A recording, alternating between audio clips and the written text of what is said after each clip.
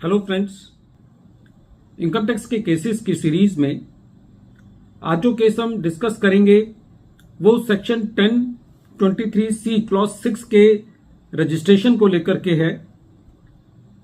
Section 1023C clause 6 specifically ये कहता है कि एक असेसी को एक एजुकेशनल इंस्टीट्यूशन के तहत सेक्शन 1023C क्लॉज 6 के अंदर तभी एग्जम्पशन मिलेगी जब वो असेसी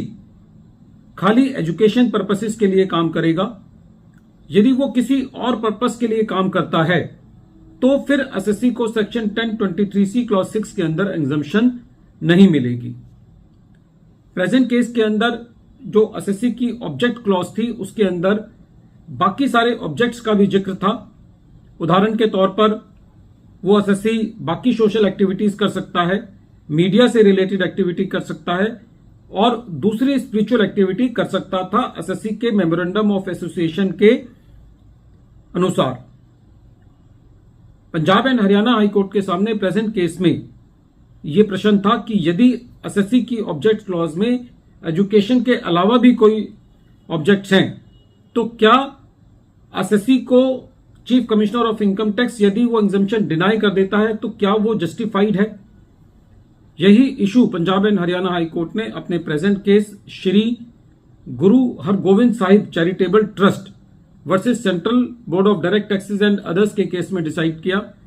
और ये केस 473 ITR पेज नंबर 580 पर रिपोर्ट हुआ। इस केस का जजमेंट 29 जुलाई 2024 को आया। प्रेजेंट केस के अंदर असेसी ने एक एजुकेशनल इंस्टीट्यूशन के बतौर सेक्शन 1023C क्लॉज 6 के अंदर एग्जम्पशन को लेने के लिए एप्लीकेशन लगाई। जब chief commissioner of income tax ने इस एग्जम्पशन को टेकअप किया तो उन्होंने पाया कि जो असेसी का मेमोरेंडम ऑफ एसोसिएशन था उसमें एजुकेशनल एक्टिविटीज के अलावा और दूसरे सोशल वर्क को करने के भी ऑब्जेक्टिव्स थे, मीडिया से रिलेटेड थे और कुछ स्पिरिचुअल एक्टिविटीज से भी रिलेटेड ऑब्जेक्ट्स थे। Chief commissioner of income tax का यह मानना था कि सेक्शन 1023C क्लॉज 6 की एग्जम्पशन तभी दी जा सकती है जब कोई इंस्टीट्यूशन खाली और सिर्फ एजुकेशनल पर्पसेस के लिए है। इसलिए उन्होंने असेसी की जो सेक्शन 1023C क्लॉज 6 की जो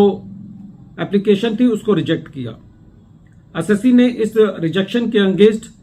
Punjab and Haryana high court के अंदर रिट पिटीशन दायर करी और जब ऑनरेबल कोर्ट ने इस रिट पिटीशन को सुना तो कोर्ट का यह कहना था कि प्रेजेंट केस के अंदर फैक्ट से ये क्लियर है कि जो इंस्टीट्यूशन असेसी की है वो खाली एजुकेशनल पर्पसेस के लिए नहीं है, वो और बाकी पर्पसेस के लिए भी है और इसीलिए जो chief commissioner of income tax ने असेसी को जो एग्जम्पशन डिनाई की है सेक्शन 1023C क्लॉज 6 के अंदर वो बिल्कुल जस्टिफाइड है, क्योंकि जो असेसी की इंस्टीट्यूशन है उसके जो ऑब्जेक्ट्स हैं वो एजुकेशनल पर्पसेस से बाहर हैं और ऑब्जेक्ट्स भी हैं। और कोर्ट का यह कहना था कि प्रेजेंट केस के अंदर जो एग्जम्पशन असेसी ने क्लेम की है वो इसलिए उसको नहीं दी जानी चाहिए क्योंकि उसमें एजुकेशनल पर्पसेस के अलावा बाकी ऑब्जेक्ट्स भी हैं। इसलिए जो chief commissioner of income tax ने अपनी फाइंडिंग्स दी है कि असेसी के मल्टीपल ऑब्जेक्ट्स हैं, उसके मुताबिक जो chief commissioner of income tax ने असेसी को सेक्शन 1023C क्लॉज 6 के अंदर एग्जम्पशन डिनाई की है वो जस्टिफाइड है। प्रेजेंट केस में Punjab and Haryana high court ने अपेक्स कोर्ट के एक celebrated judgment new noble education society versus chief commissioner of income tax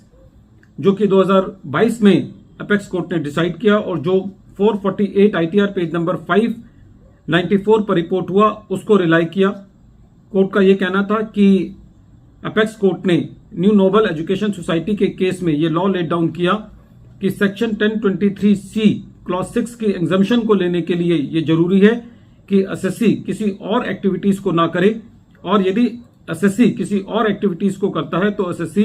section 1023C clause 6 की एग्जम्पशन लेने के लिए एलिजिबल नहीं है। वीडियो के अंत में एक बार फिर मैं केस का नाम रिपीट कर रहा हूं। केस का नाम है Shri Guru Hargobind Sahib charitable trust versus central board of direct taxes and others और ये केस 473 ITR पेज नंबर 580 पर रिपोर्ट हुआ और इस केस का जजमेंट 29 जुलाई 2024 को आया। Thank you friends.